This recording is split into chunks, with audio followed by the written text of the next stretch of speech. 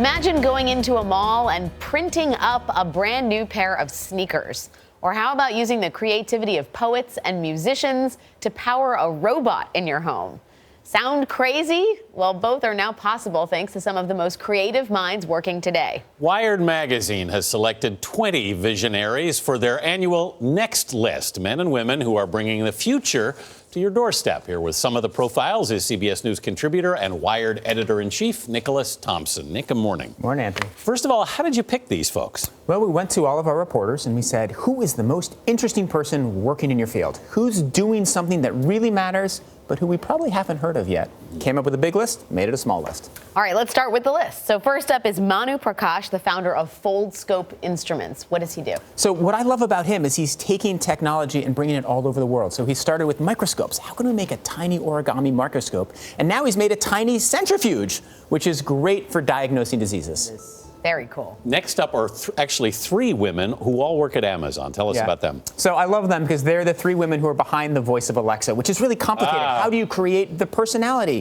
What kind of joke should she say? How do you make her appear confident but also tough? So three women, all of whom have had a certain amount of writing in their careers, have created that personality. Beth Holmes, Farrah Houston, and Michelle Riggin-Ransom. Yep. All liberal arts majors shaping the personality of Alexa. Alexa is Which really matters. It's in your kitchen. Yeah, it's true. She's very personal. Yeah. The next visionary, Germany's Gerd Mons. He is the vice president of the future team at Adidas. What do they do? So Adidas is making entirely robot factories. You can have your shoes much more custom, much more built, much more quickly. And it's a huge experimentation in robotic engineering. And they're going very hard at that. And that's why we picked him. Big implications for the industry. Big implications for the world, complicated implications for the world, but from Wired Magazine about how technology is changing the world, absolutely an innovator. Right. Next up is Will Marshall, co-founder and CEO of a company called Planet. So what's happening right now is there are lots of big satellites up in the air, and they're huge and expensive, and they're controlled by industry, they're controlled by government, and he's putting up all these little satellites that can kind of circle the Earth all the time. And think about what that can give you. It can give you much more information about deforestation, or you could imagine search and rescue operations. It's very helpful to have lots and lots of satellites up there and have access to them through a small company putting up small satellites. I like it. The trend towards it's pretty small. neat.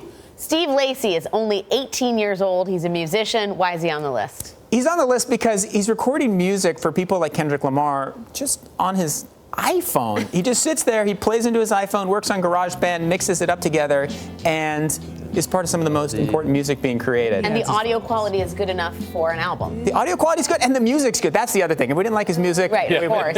Right, Steve Lacy's off the list, right? There's a lot of guys actually putting music on the iPhone, but some of it you're not going to want to hear. You have to be innovative, and we have to like it. Right. All right. Next, Lily Peng, who's using artificial intelligence to assist doctors. Right. So one of the things happening with artificial intelligence is it's gotten really good first at recognizing cats on the internet. Right? This is a cat. This is not That's a cat. That's what we need. Well, that was step one. That was a big breakthrough. That's a very important thing. But when you can recognize cats, you can also recognize medical imaging, right? And you can look, you can recognize retinal scans, and you can look and see, this person has something going on with their eyes. So the technology that was used to recognize this is a cat and this is not a cat is now being used to recognize this is a disease and this is not a disease. That's why cats are great. This is why it's very important that cats created the internet and why we're so glad about it. They remain dominant on it. And they're still the most popular thing on the internet. With good reason. Okay, finally, Leslie Miley. He is the West Coast president at Venture for America. Yep. He wants Silicon Valley to share its astronomical wealth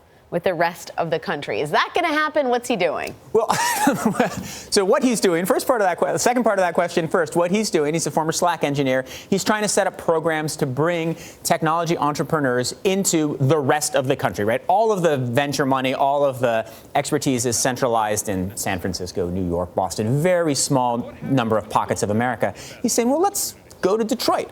Let's get some startups in Detroit. Let's get some startups in Baltimore. Let's build up there. And it would make a lot of sense. It would be good for those cities, and it would be good for Silicon Valley if it had a much more diverse set of places where it's operating, where people can come up, and then also where influence and ideas can spread around the country. Different products It being is created. Not good for so much of technology to be centered in San Francisco, even though Wired is also there. Right. Insularity, bad. Yes. Cats on the internet, good. Yeah, we should just put that on the Just cover put and cat on the cover of done with that. Forget the list. In fact, next list 2018. Best cat video. We're going to have a guest editor, and here she is. It would sell. It's a hot take, Nick. Sadly, it would.